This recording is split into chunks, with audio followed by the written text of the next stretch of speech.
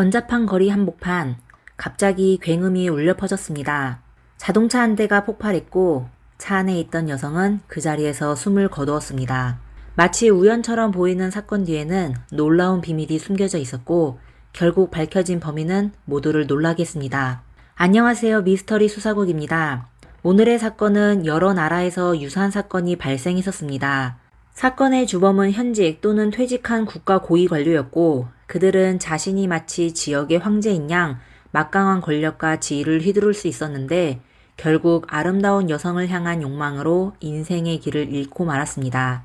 그들은 범행을 저지른 후 증거를 은폐하려 했지만 결국 법의 심판을 피할 수 없게 되었습니다. 오늘 사건의 주인공은 특히 충격적이었는데 사건 발생 한 달 만에 체포되어 바로 극형을 선고받았습니다. 중국 역사상 극형 선고를 가장 빨리 받은 고위 관료라고 할 수 있습니다. 그럼 당시 무슨 일이 있었던 것일까요? 오늘 이야기를 통해 자세히 알아보겠습니다. 사건이 발생한 곳은 중국 산동성 진안시입니다.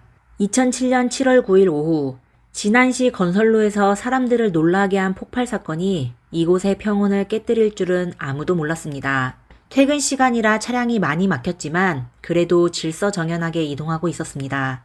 오후 5시 30분경 도로 중간 지점 근처에서 갑자기 굉음이 울려 퍼지더니 폭발의 강력한 충격파는 순식간에 혼다 승용차를 잿더미로 만들어 운전자는 산산조각이나 잔해가 길가 건물 창문에 걸려 있었고 인근의 한 택시도 불길에 휩싸여 운전자는 심각한 화상을 입었습니다. 폭발 규모가 너무 커 폭발 지점 근처에서 과일을 팔던 노점상은 날아온 차량 파편에 목이 베어 병원에서 10바늘 이상 꿰매야 했습니다. 폭발 후 주변 주민들은 모두 웅성거리며 자동차가 자연 발화했다고 주장하는 사람이 있었고 또 교통사고로 인한 연료탱크 폭발이라고 생각하는 사람들도 있었습니다.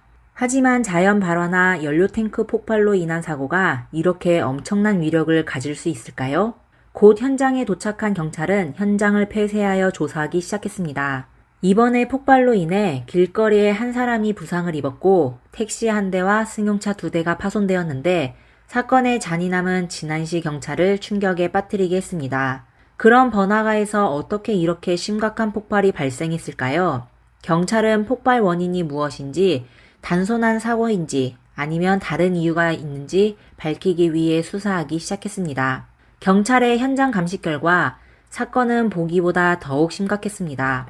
이번의 폭발은 차량 자체 결함으로 인한 폭발이 아니라 엄격하게 관리되는 고성능 폭약인 TNT로 인한 폭발이었습니다. 분명 누군가가 계획한 사건이었습니다. 한편 경찰은 법의학 부서를 통해 빠른 속도로 피해자가 사건 당시 31살의 여성 유해평이라고 확정하였습니다. 그녀는 진안시 루이안 아파트 130제곱미터가 넘는 주택에 거주하고 있었습니다. 폭발로 파손된 차량은 최근 출시된 하늘색 혼다 승용차였습니다. 그리고 이 여성의 신분은 평범하지 않았습니다.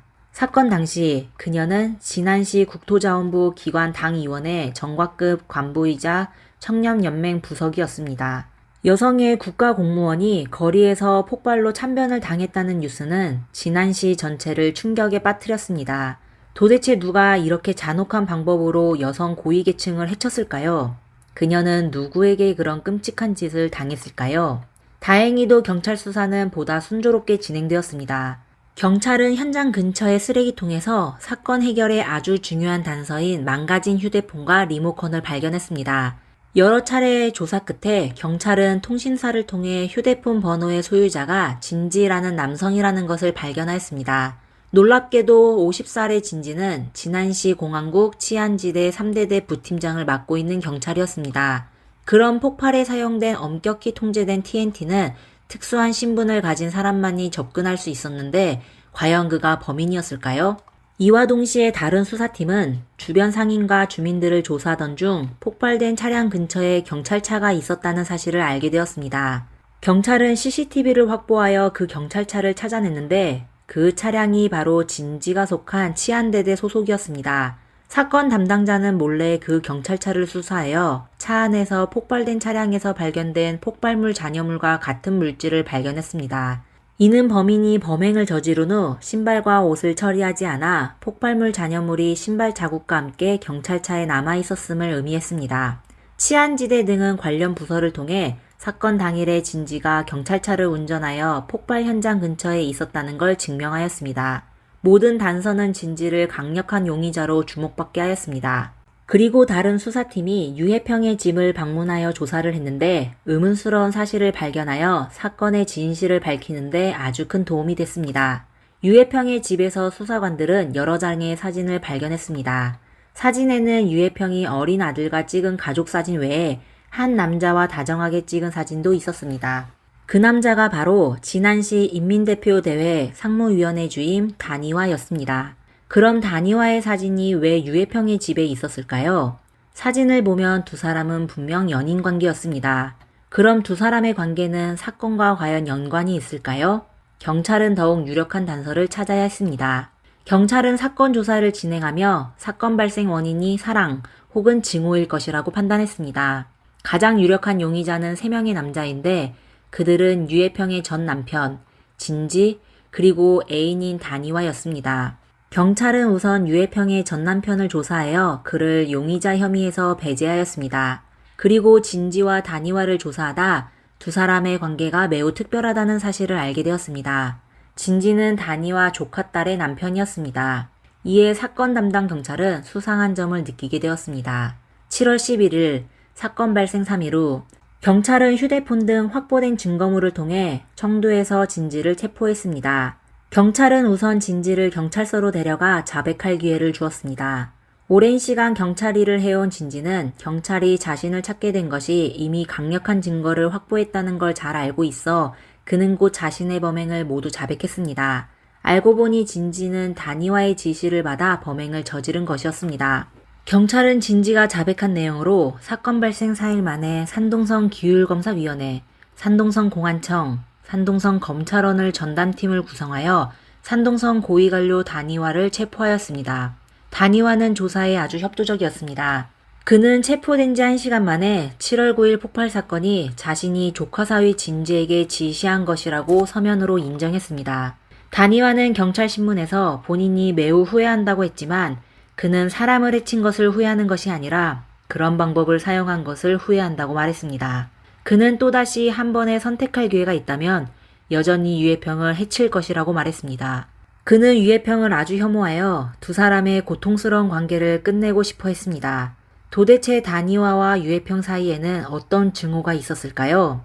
단이화의 진술로 경찰은 비극이 14년 전에 한 사랑 이야기로 시작됐다는 걸 알게 되었습니다. 1946년 1월 17일 단이화는 가난한 농가에서 태어나 힘든 어린 시절을 보냈습니다. 기억 속 그는 어릴 때부터 농사일을 해야 했습니다. 그는 심지어 나무를 베다가 왼쪽 손등에 깊은 상처를 입기도 했습니다. 1965년 끊임없는 노력 끝에 단이화는 시안교통대학교에 입학하게 되었습니다. 그는 당시 마을에서 최초의 대학생이어서 사람들의 큰 관심을 받게 되었습니다. 단이화도 사람들의 기대를 저버리지 않고 대학 졸업 후 정부 부처에서 공무원으로 일하기 시작하여 뛰어난 친화력과 탁월한 능력으로 승승장구했습니다. 단이화는 고위층을 맡게 된 후에도 겸손함을 유지했습니다. 매번 마을로 돌아가게 되면 그는 운전사에게 마을 입구에 차를 세우게 하고 걸어서 집으로 돌아갔습니다. 그리고 마을 사람들을 만나면 친절하게 인사를 건네고 농담을 나누며 짧은 거리를 1시간 동안 걸었습니다. 이렇게 마을 사람들은 그를 젊고 훌륭한 사람이라고 생각했습니다. 그리고 사실도 그랬습니다. 하지만 모든 것이 유해평을 만난 후 바뀌게 되었습니다. 1996년 단이화는 산동성 랴오청으로 발령받았습니다. 당시 그의 아내는 성립병원에서 일하고 있어 남편과 함께 갈 수 없게 되어 단이화는 혼자서 랴오청으로 부임하게 되었습니다. 랴오청에 도착한 단이화는 한 여관에 머물게 되었습니다. 여관에는 젊고 아름다운 여성이 단이화의 생활을 전문적으로 돌보기 시작했는데 그녀가 바로 유해평이었습니다. 당시 18살의 유해평은 가장 아름다울 때였습니다. 유해평은 매우 세심하게 단이화를 잘 돌봤는데 아내와 떨어져 지내던 단이화는 다른 마음을 품게 되었습니다. 그리고 유해평에게 단이화는 막강한 권력을 가진 남자라 그에 대해 호감을 갖게 되었습니다. 이렇게 시간이 흘러가자 두 사람은 부적절한 관계를 맺게 되었습니다. 당시 단이화는 48살이었고 유해평보다 30살이나 나이가 많아 이는 두 사람의 미래가 결코 행복할 수 없음을 예고했습니다. 그러다 다니와는 다시 진안시로 발령받게 되었는데 그는 내연녀와 함께 있기 위해 자신의 권력을 이용하여 유해평을 산둥성 전자공업국 산하 노동서비스 회사에서 일하게 했고 또 그녀를 위해 집도 마련해 주어 다니와의 두 번째 집이 되었습니다. 당시 다니와는 유해평에게 아주 잘해 주었는데 자신이 승진을 하면 그녀도 함께 승진시켜 주었습니다. 1997년 말 다니와는 정부 부처에서 차관급으로 승진했고 더 큰 권력을 쥐게 되었습니다. 이번에 승진으로 그는 내연녀 유해평을 민정국으로 옮겼고 또 한 채의 집과 자동차를 선물했습니다. 다니와의 보호 아래 유해평은 진안시에서 매우 호화로운 생활을 하게 되었습니다. 유해평은 가정적인 사람이었는데 그녀는 자신이 달라가자 부모님과 여동생을 모두 진안시로 데려갔습니다. 그리고 다니와에게 애교를 부려 가족들에게 일자리와 호구 문제까지 해결해 주었습니다.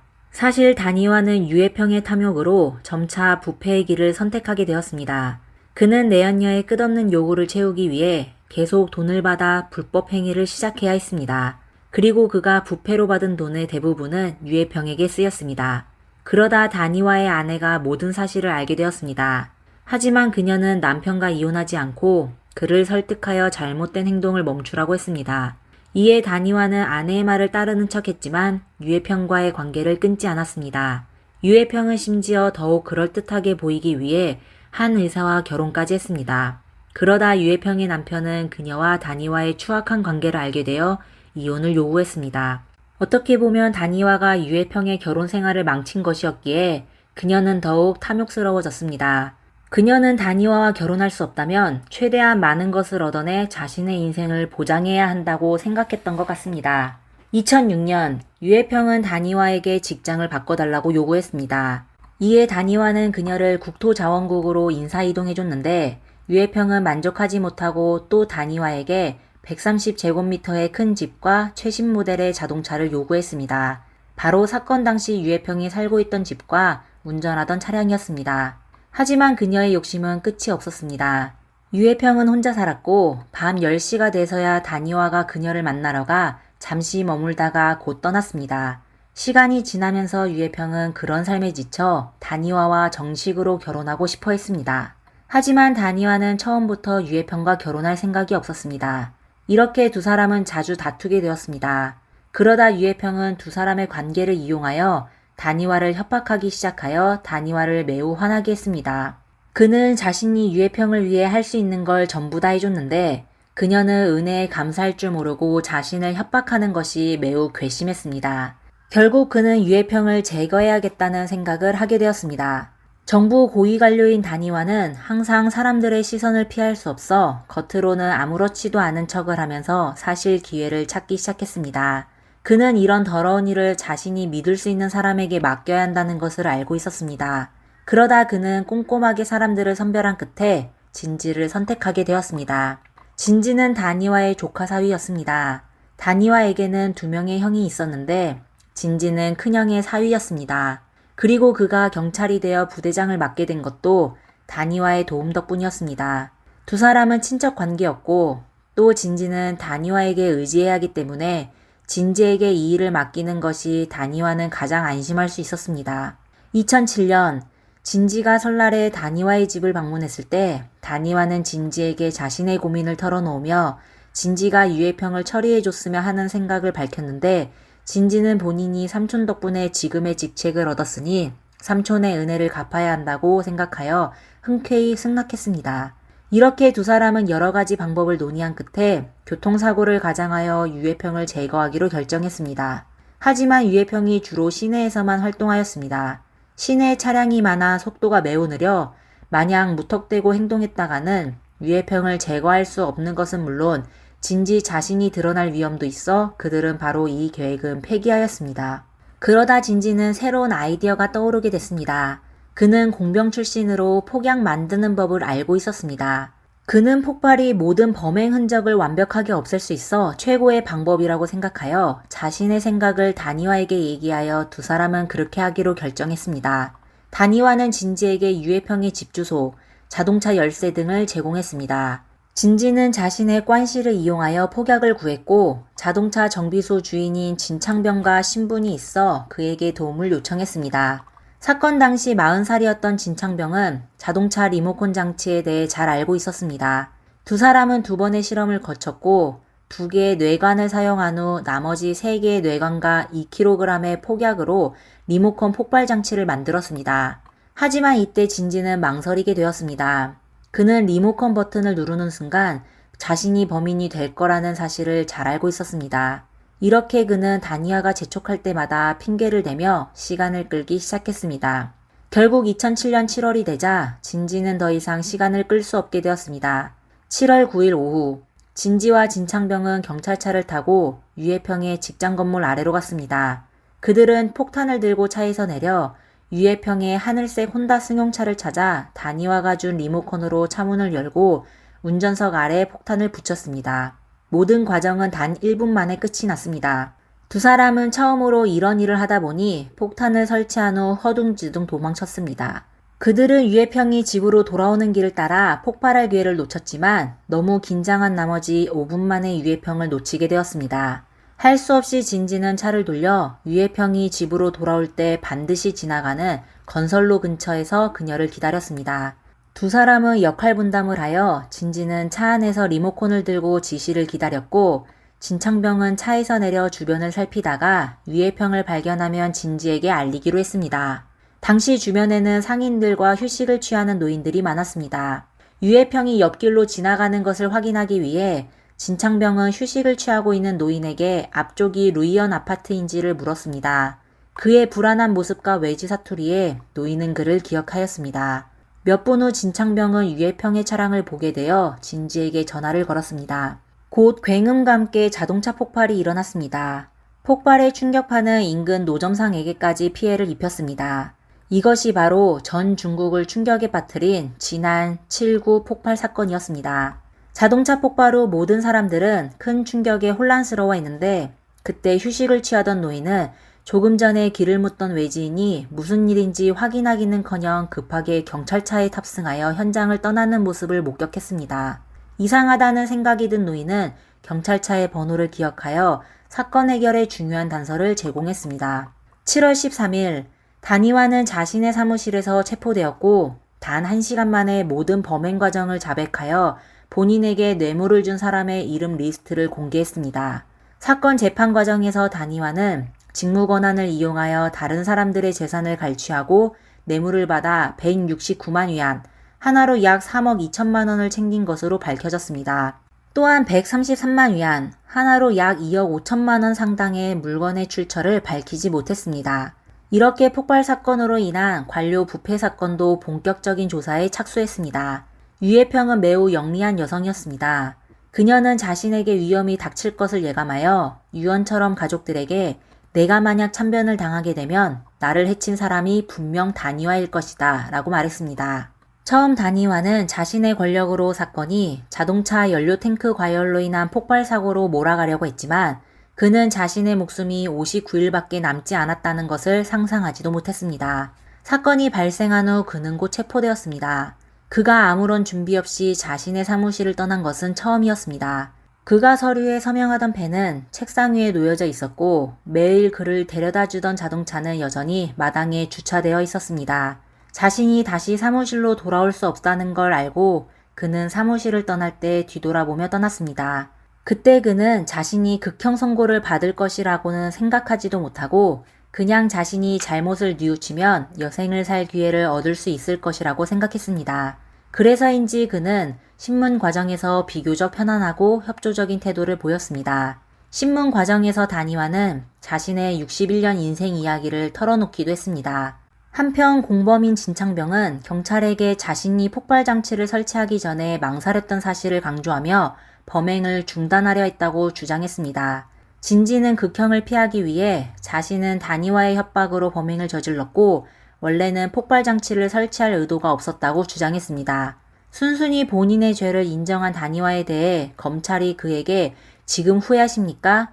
다시 기회가 있다면 어떻게 하시겠어요? 라고 묻자 그는 후회한다고 답변했습니다. 하지만 그는 폭탄을 사용한 것이 후회됩니다. 만약 다시 한 번의 기회가 있다면 여전히 그녀를 제거할 것입니다. 라고 말했습니다. 사실 다니와는 내연녀를 제거하려고 시도한 것이 이번이 처음이 아니었습니다. 그는 이전에 가스 과다 흡입과 고속도로 타이어 펑크 등 여러 가지 방법을 계획했지만 매번 실패하게 되었습니다. 한 번은 유해평의 차가 고속도로에 오르기 전에 타이어가 펑크나 다니와는 유해평을 제거하는 데 실패했을 뿐만 아니라 그녀의 차까지 고쳐주어야 했습니다. 산동성 인민검찰원 공소 1처 검사 광림은 당시 다니와 사건을 담당한 검사였습니다.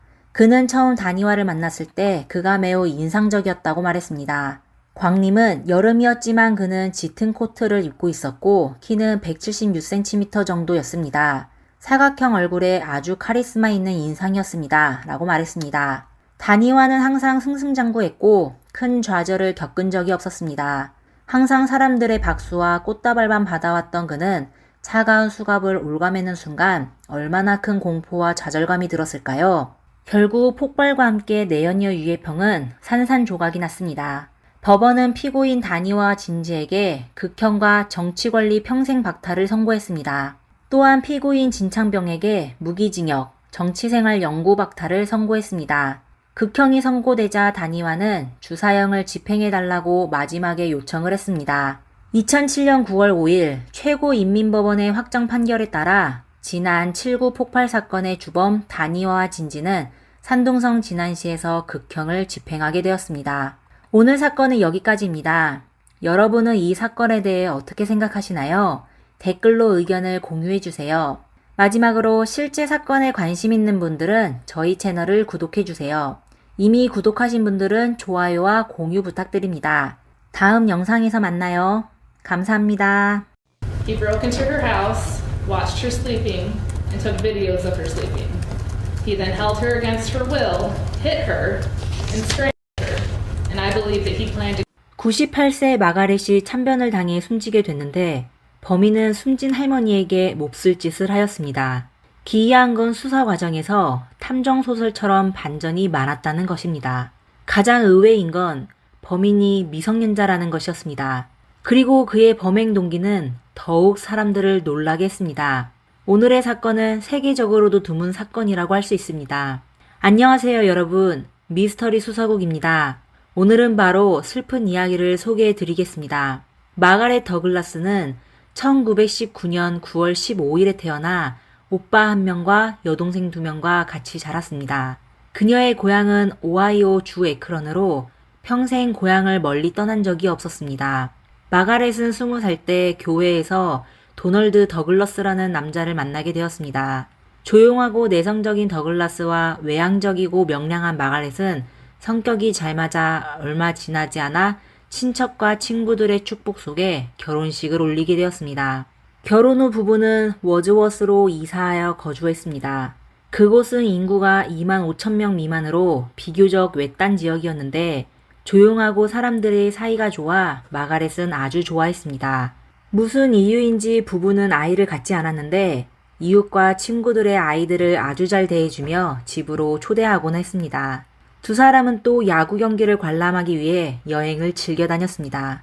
하지만 안타깝게도 그들의 행복한 결혼 생활은 2000년에 80세 도널드가 질병으로 세상을 떠나면서 끝나게 되었습니다. 이에 마가렛은 아주 슬퍼했지만 성격이 강한 그녀는 계속 살던 집에서 예전처럼 생활하며 삶을 유지하였습니다. 마가렛은 야외 활동을 좋아했는데 거의 매일 공원에서 산책을 했습니다. 80세의 나이에도 아주 건강하여 독립적인 생활을 했습니다. 마음씨가 좋은 마가렛은 마을의 아이들을 거의 전부 알고 있었습니다. 친절한 할머니는 젊은이들과 수다 떠는 걸 좋아했는데 그들도 할머니와 이야기를 나누기 좋아했습니다. 마가렛은 항상 따뜻한 말로 아이들을 응원해 왔습니다. 그리고 방문객들도 마가렛을 잘 돌봤으며 그녀의 집을 깨끗하고 깔끔하게 청소해줬고 할머니의 집을 떠날 땐 항상 쓰레기를 들고 나가고 마당의 잔디도 잘 정리해줬습니다. 마을이 조용하고 평화로워 마가렛은 항상 문을 잠그지 않고 잤습니다. 사실 그 지역 대부분의 주민들도 문을 잠그는 습관이 없었는데 워즈워스의 범죄율이 매우 낮아서였습니다. 심지어 마을의 경찰서장이 퇴직했는데 반년 넘게 서장 자리를 비워뒀습니다. 어느덧 2018년이 되었습니다. 그해 4월에 98세가 된 마가렛은 여전히 혼자 살고 있었습니다. 할머니는 남편이 떠난 후 혼자 그 집에서 20년 동안 살았습니다. 그 당시 할머니는 본인의 생활을 잘 보살필 수 있었는데 100세가 되기를 기대하고 있었습니다. 그리고 마가렛과 사이 좋은 사람들도 할머니가 소원을 이루길 기대하고 있었습니다. 그러던 어느 날 밤 하워드와 신디라는 젊은 부부가 경찰서를 찾아가 마가렛이 위험에 처한 것 같다고 했습니다. 하워드는 마가렛의 조카인데 할머니가 나이가 들자 그들은 그녀의 집에 자주 들렸습니다. 신디는 마가렛의 집에 방문할 때 집 청소를 도우며 쓰레기를 분리하여 가져갔고 하워드는 야외 잔디 관리와 위생을 유지하였습니다. 그날 신디가 먼저 마가렛의 집을 방문했는데 집에는 아무도 없어 청소를 마치고 바로 떠났는데 오후 6시에 남편 하워드의 전화를 받게 되었습니다.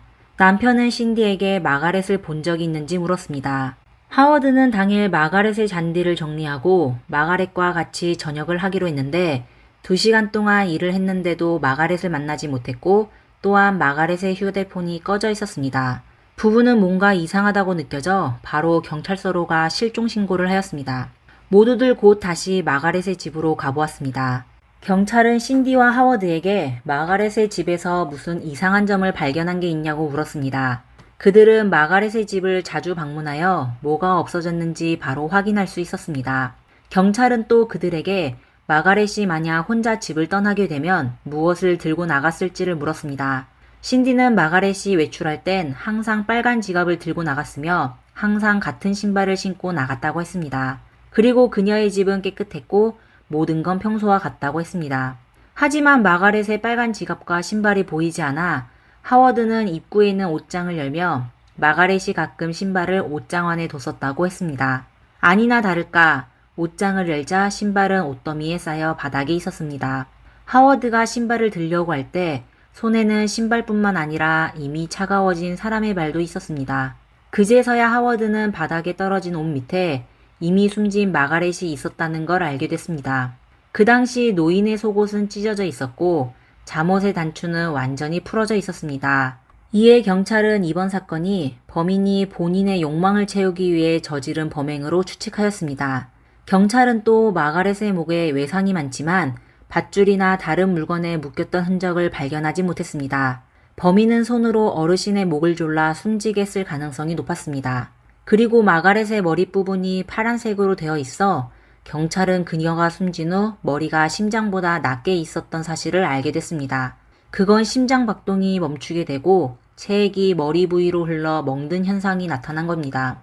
전문가들은 마가렛이 피해를 입은 후 며칠 동안 옷장에 방치됐을 거라고 추측하였습니다. 경찰들은 계속 마가렛의 집을 수색하며 지갑이 없어졌기에 이번 사건을 절도 사건에서 시작된 것으로 추측하였습니다. 그러다 범인이 마가렛과 강제로 관계를 맺으며 결국 숨지게 한 것입니다. 모든 증거는 이 집에서 악랄한 사건이 일어났다는 걸 증명하였습니다. 경찰은 거실 소파 근처의 바닥에서 개봉된 젤리를 발견했는데 그게 범인이 범행을 저지르는 도구일 가능성이 높았습니다. 그리고 집안에는 마가렛의 책 외에 다른 사람의 붉은 발자국을 발견하게 되었습니다. 또 마가렛의 마당에는 플라스틱 일회용 장갑을 발견했는데 확인한 결과 장갑 바깥쪽에는 마가렛의 DNA가 묻어 있었으며 장갑의 안쪽에는 정체불명의 남성의 DNA가 묻어 있었습니다. 경찰은 하워드와 신디를 유력한 용의자로 지목하게 되었습니다. 그들은 모두 마가렛과 가장 가까운 사람들이며 노인의 일정과 그녀가 매일 무엇을 하는지 잘 알고 있었습니다. 경찰은 두 사람에 대해 철저히 신문하고 그들의 핸드폰 기록을 확인한 후 두 사람은 용의자 혐의에서 배제되었습니다. 그렇다면 누가 마가렛의 사망으로 재정적 이익을 얻을 수 있었을까요? 마가렛은 생전에 유언장을 남긴 적이 없었습니다. 더욱이 마가렛은 누구와도 금전적인 분쟁을 겪은 적이 없어 누가 그녀에게 그런 짓을 했을지 전혀 확인할 수 없었습니다. 신디와 하워드는 경찰을 도와 마가렛이 접촉했던 모든 사람을 정리했습니다. 그들은 데이비드라는 남자가 있는데 마가렛이 도움이 필요할 때 종종 도와줬다고 했습니다. 데이비드는 마가렛의 오래된 이웃인데 가끔 마가렛을 만날 때마다 쓰레기를 버려주고 우편물을 수거하는 간단한 도움을 주었습니다. 경찰은 바로 데이비드의 핸드폰 번호를 알아내어 그에게 여러 차례 전화했지만 상대방은 전화를 받지 않아 경찰은 그를 더욱 의심하게 됐습니다. 그리고 경찰이 마가렛의 집을 수색할 때 집 밖에서 한 낯선 남자가 서서 계속 담배를 피웠는데 경찰이 집 안을 오가는 모습을 보고 그들에게 무슨 일이 있었는지 물었습니다. 사건 발생 이후 경찰은 범죄에 대해 아무런 세부 사항을 공개하지 않았는데 그 사람은 마가렛이 어디서 어떻게 발견되었는지 잘 알고 있어 경찰의 의심을 사게 되었습니다. 범죄자가 범행을 저지른 후 다시 현장으로 돌아가거나 수사에 개입하는 경우가 흔했는데 심지어 피해자의 장례식에 참석하면서 일부러 단서를 제공하기까지 했습니다. 더욱 놀라운 건 이 수상한 사람이 바로 그들이 찾고 있던 데이비드였습니다. 추후 경찰은 마가렛이 집에서 사고를 당한 후 데이비드가 차량을 운전하여 어르신의 집을 여러 번 지나갔다는 사실을 알게 되었습니다. 그리고 데이비드는 또 이웃들에게 자신의 지문이 마가렛의 집 전체에 남아있을 수 있어 너무 불안하다고 한 적이 있었습니다. 더욱 이상한 건 데이비드가 한 매체와 인터뷰를 할 때 마가렛이 사고를 당해 아주 슬프다고 하였습니다. 경찰은 그가 방송에 지나친 행동을 하여 그의 말이 허위 사실이라고 판단했습니다. 이렇게 4월 11일 마가렛이 사고를 당한 지 이틀 후에 데이비드는 경찰서로 가게 되어 유력한 용의자가 되었습니다. 데이비드는 자신이 마가렛을 사랑한다며 항상 마가렛을 도와왔다고 강조하였습니다.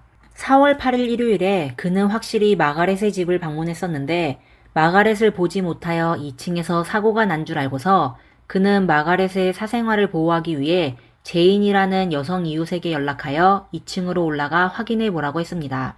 하지만 제인이 도착하여 확인했는데도 여전히 마가렛을 찾지 못했습니다. 이후 두 사람은 아무것도 하지 않고 어르신의 집을 떠났습니다.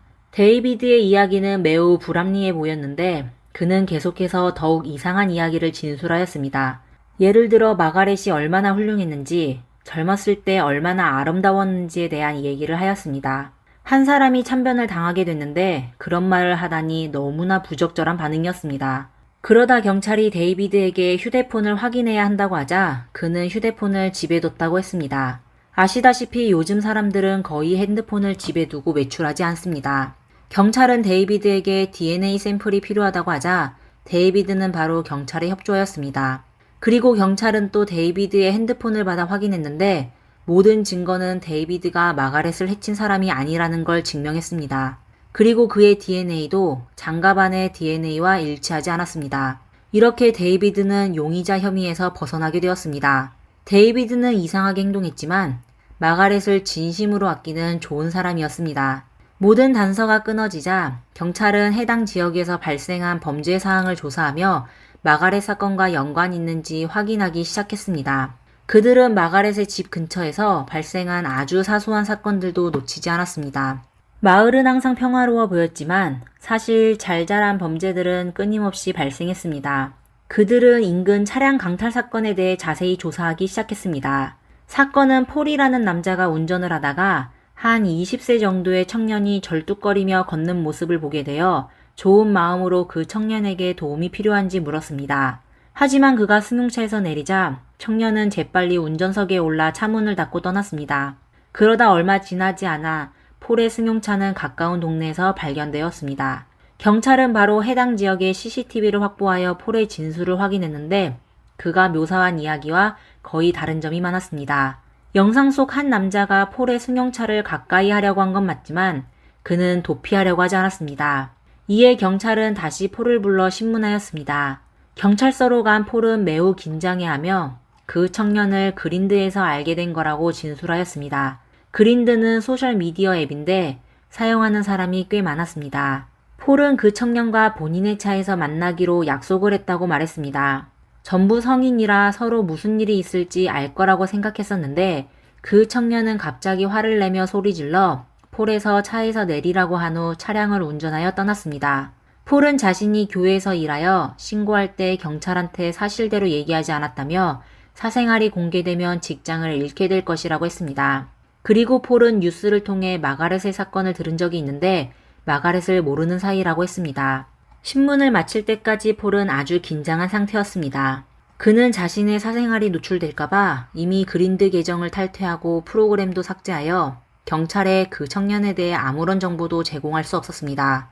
청년의 모습에 대해 그냥 피부가 매끄럽고 눈이 파란 것 외에 기억나는 게 없었습니다. 경찰은 또 한 건의 사건에 주목하게 됐습니다. 마가렛 사건이 발생한 지 4일이 됐을 때 누군가가 인근 건설 현장에서 도난 사건이 발생했다고 경찰에 신고하였습니다. 제보자는 건설 현장의 트레일러에 누군가 침입하여 핸드폰을 두고 도망갔다고 했습니다. 경찰은 핸드폰 잠금을 해제하여 제커리라는 남성의 핸드폰이라는 걸 확인하게 되었습니다. 제커리는 입실강도 사건으로 여러 번 체포되어 경찰은 그를 잘 알고 있었습니다. 제커리가 체포될 때 그는 침대에서 자고 있었습니다. 경찰은 그의 다리에 있는 상처를 보게 되었고 법의학팀으로 확인 요청을 하여 그 상처가 방어성 상처일 가능성이 높다는 보고를 받게 되었습니다. 제커리는 체포된 후 본인이 저지른 절도 사건을 바로 인정했는데 마가렛의 살인사건에 대해서는 뉴스를 통해 알게 됐다고 했습니다. 제커리는 형사들에게 그날 밤 가본 렌지라는 친구와 함께 건설 현장에서 도둑질을 한 거며 가본이 주동자이고 본인은 그냥 그의 뜻에 따른 거라고 했습니다. 얼마 지나지 않아 가본도 체포되어 경찰서로 끌려갔습니다. 당시 가본은 17살밖에 안 되어 어머니와 함께 경찰서에 갔습니다.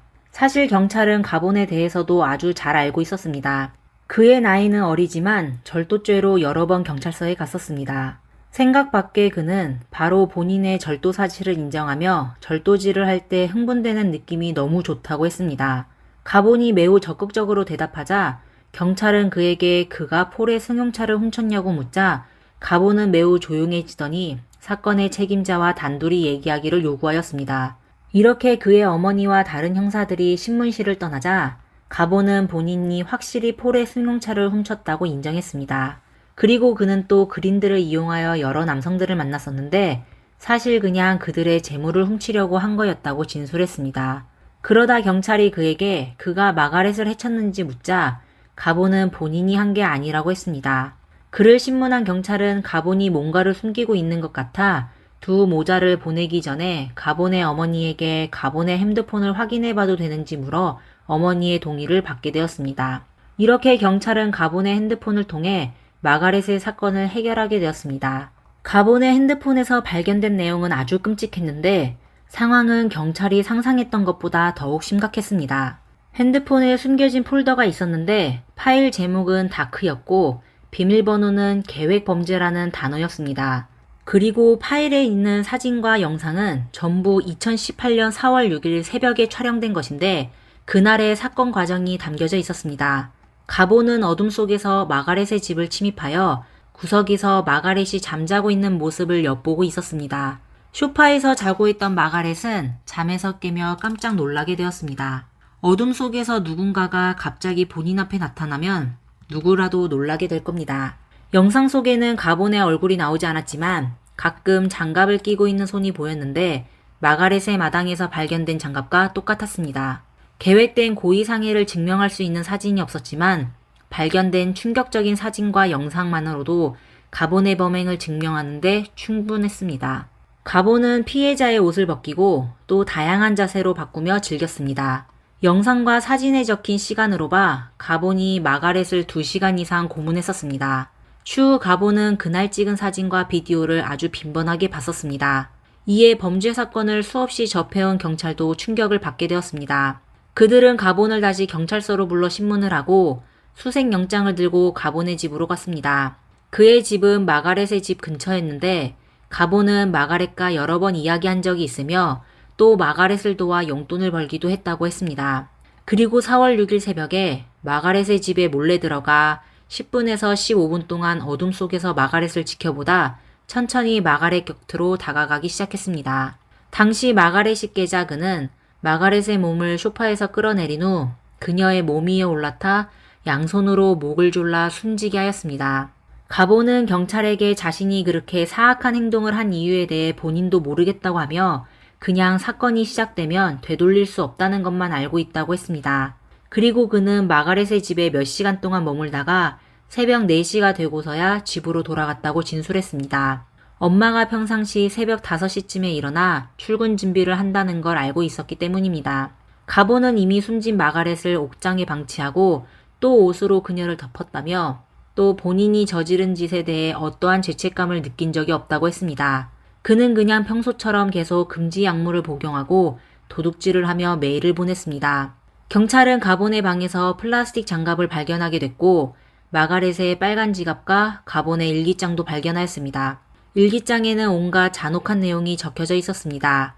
가본은 특히 테드 번디를 좋아했으며 일기에 자신이 결국 감옥에 갈 것이며 잘못된 걸 알고 있지만 전혀 슬프지 않다고 했습니다.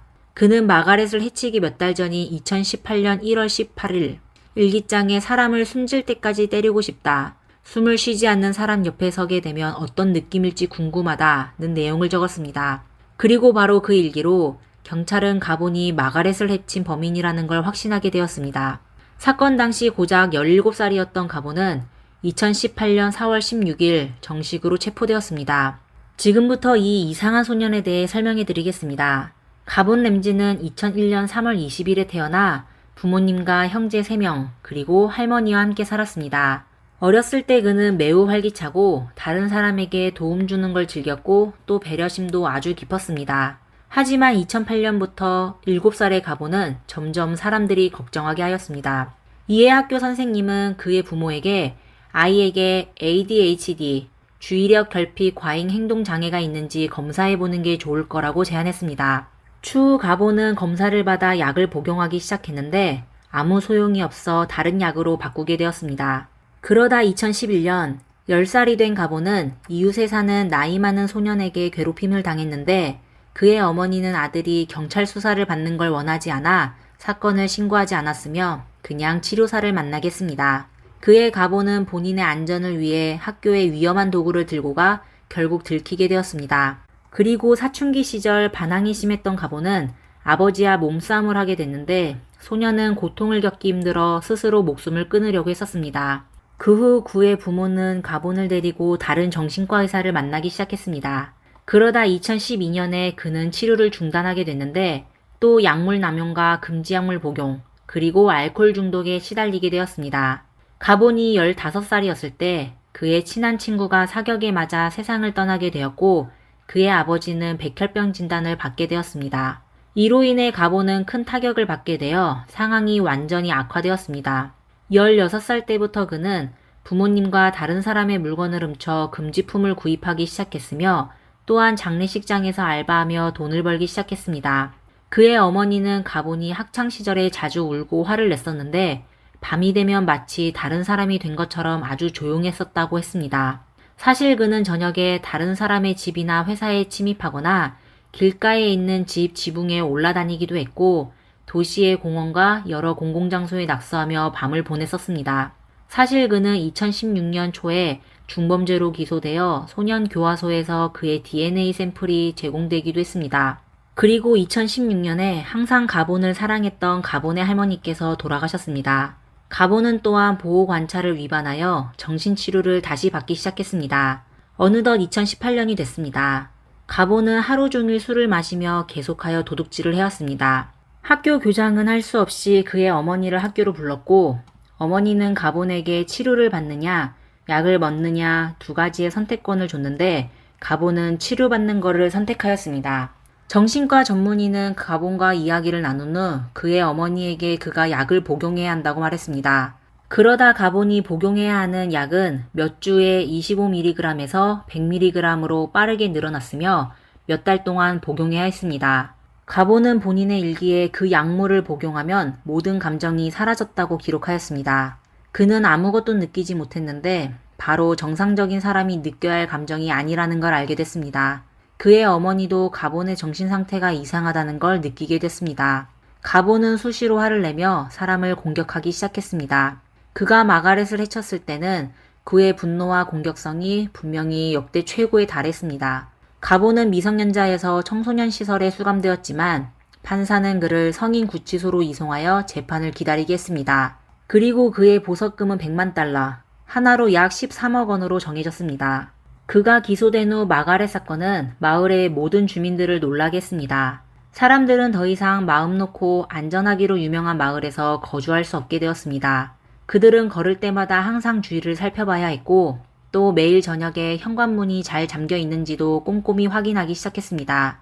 2018년 11월 5일에 사건의 재판이 시작되었습니다.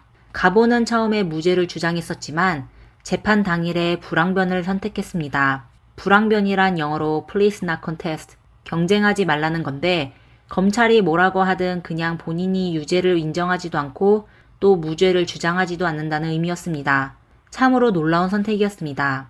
그의 선고 공판은 2019년 1월 3일에 진행되었고 법정에서 판사는 가본을 청소년 구금에서 성인 교도소로 이송하게 하였습니다. 선고 공판은 약 4시간 반 동안 진행됐는데 주로 가본에게 종신형을 처할지와 가석방할 수 있을지에 대해 진행하였습니다. 판사는 양쪽 주장의 증언을 듣고 판단을 해야 했습니다. 정신과 전문의들은 가본이 주의력 결핍 과잉 행동장애, ADHD와 우울증을 앓고 있으며 또 약물 남용 등 기타 여러 문제가 있다고 하며 또 사람을 고문하고 즐기는 성품에 문제가 있는 나쁜 사람이라고 했습니다. 다시 얘기하면 일상생활에서 그가 갑자기 다른 사람을 공격할 가능성이 있으며 규칙을 어기고 무례하게 행동하는 걸 즐겨 아주 위험한 사람이라는 뜻이었습니다. 그리고 정신과 사람들은 또 그런 정신질환을 앓고 있는 사람들은 회복 가능성이 거의 없다고 지적했습니다. 가본은 자신이 한 짓에 아무런 기억이 없어 보이는데 그가 법정에서 행동하는 걸 보고도 알 수 있을 거라고 했습니다. 가본은 재판 내내 천장만 바라보고 아무런 감정도 반성하는 기색도 보이지 않았습니다. 그리고 다른 정신과 의사는 그가 약물 남용 상담이 필요하다고 진술하였습니다. 가본의 어머니도 청문회에서 증언을 했는데 가본은 처음으로 감정 기복을 보였습니다. 가본의 어머니는 아들이 지난 10년 동안 경험한 일에 대해 이야기하며 아들이 어떻게 병을 앓게 됐고 어떤 치료를 받았는지와 치료약을 복용하다 중단하게 됐다는 얘기도 했습니다. 그리고 아들의 상황이 계속 반복되어 그녀도 아들이 큰 사고를 저질렀다는 걸 잘 알고 있는데 그녀와 남편은 아들의 회복을 돕기 위해 열심히 노력하고 있다고 했습니다. You can't make me believe that my decision wasn't the ultimate cause of all of this. To simply say I'm sorry to a victim's family, that's not enough. You can't undo their heartache. You can't undo our heartache. 가본의 부모는 아들을 위한 치료를 포기하지 않았습니다. 한 가지의 치료가 실패하게 되면 다른 치료 방법을 시도했습니다. 부부가 아들을 집에 가둬두지 않고 계속 학교를 다니게 한 것만으로도 그들이 노력하고 있다는 걸 알 수 있었습니다. 그의 어머니는 2018년 1월에 새로운 치료 방법을 시도했는데 가본은 졸로푸트라는 신약을 복용하기 시작했습니다. 하지만 가본은 평소보다 짜증을 더욱 자주 내기 시작하며 또 종종 이상한 말을 하고 다른 사람을 공격하기까지 했습니다. 결국 가본의 상태는 더욱 악화되었습니다. 그러다 아들이 체포되자 그녀는 그 약에 대해 알아보다 피터 브린 박사가 제작한 Medication Madness를 보게 됐는데 18세 미만의 미성년자가 그 약을 복용하게 되면 부작용이 생길 건데 성격이 과민해지고 사람을 공격할 수 있다는 걸 알게 되었습니다. 어머니는 가본에게 책을 건네며 그에게 바로 약을 다시 복용하지 말라고 했습니다. 그리고 그녀는 심지어 저자에게 연락하여 가본의 재판에서 발언해달라고 요청하였습니다.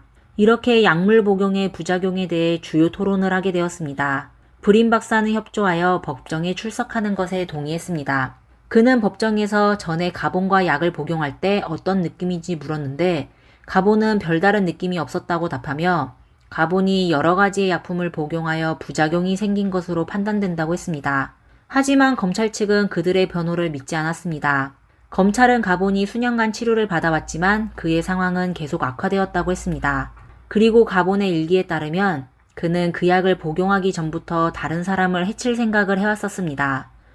또 가본이 범행을 저질렀을 때 아주 침착했으며 현장에 거의 증거물을 두지 않았다고 하며 만약 그가 복용하고 있는 약 때문에 범행을 저질렀다면 범행 현장이 그토록 깔끔하지 않았을 것이라고 했습니다. 신디와 그녀의 딸도 법정에 서게 됐는데 이웃들이 마가렛을 아주 그리워한다며 주위의 이웃들에게 그녀는 영웅과 같은 존재라고 했습니다. 곧 100살을 맞이하게 된 마가렛은 삶을 즐기며 사람들이 본인의 100살 생일 파티에 참석하기를 바랬다고 했습니다. She loved life. She loved being alive. She often talked that she just couldn't wait until she turned 100. 가족들은 또 마가렛이 아주 강한 사람이며 무력한 사람이 아니라고 했습니다. 마가렛은 본인의 주택에서 70년 넘게 살았는데 마지막에 20년은 혼자 생활하였습니다. 그들은 가본이 위험한 사람이며 만약 그가 석방된다면 그는 계속 똑같은 범행을 저지를 거라고 했습니다. 재판이 끝날 무렵 가본은 사건이 어떻게 발생했는지 전혀 기억이 안 난다고 하며 본인이 한 짓에 사과하며 후회하고 있다고 했습니다. 그리고 다시는 그런 일을 하지 않겠다고 다짐했습니다. I'm so sorry for what I did. I constantly live in regret and shame because of it. 하지만 판사는 가본을 석방할 수 없다고 했습니다. 그는 가본이 전혀 후회하지 않는 것처럼 행동했기에 가본에게 가석방이 없는 종신형을 선고하였습니다. 그리고 그는 입실강도 혐의로 유기징역 10년과 납치 혐의로 유기징역 10년을 선고받았으며 또 사람을 고문한 혐의로 유기징역 1년을 선고받았습니다. 한 달 뒤 가본의 법무팀은 항소를 제기하였습니다. 그들이 항소한 이유는 첫째, 그들은 법원이 가본에게 가석방 가능성 없는 종신형을 선고할 때 그의 연령을 고려하지 않아 부당하며 또 가본이 회복할 수 있다고 생각해서였습니다. 그리고 변호인은 가본이 강도와 납치 등의 혐의 처벌은 따로 계산되는 게 아니라 같이 계산되어야 한다고 주장했습니다. 하지만 2019년 3월에 판사는 항소를 기각하고 원래의 판결을 유지하여 가본은 계속 감옥에서 보내게 되었습니다. 그러다 누군가가 오하이오 대법원에 18세 미만의 범죄자에 대해 종신형을 금지하는 제안을 제출하여 2021년 9월 1일에 법안이 승인되었습니다. 이렇게 마가렛을 해친 가본이 25년 후인 2043년에 가석방될 수도 있다는 의미입니다. 이 소식에 마가렛의 가족은 분노에 빠져 가본에 대한 모든 가석방 심리에 참석할 것이라고 했습니다. 오늘의 영상은 여기까지입니다. 시청자 여러분은 가본이 가석방될 수 있다고 생각하시나요? 댓글창에 여러분의 의견을 남겨주세요. 그리고 영상을 재미있게 보셨다면 좋아요와 구독 부탁드리겠습니다. 다음 영상에서 뵙겠습니다. 감사합니다. 감사합니다.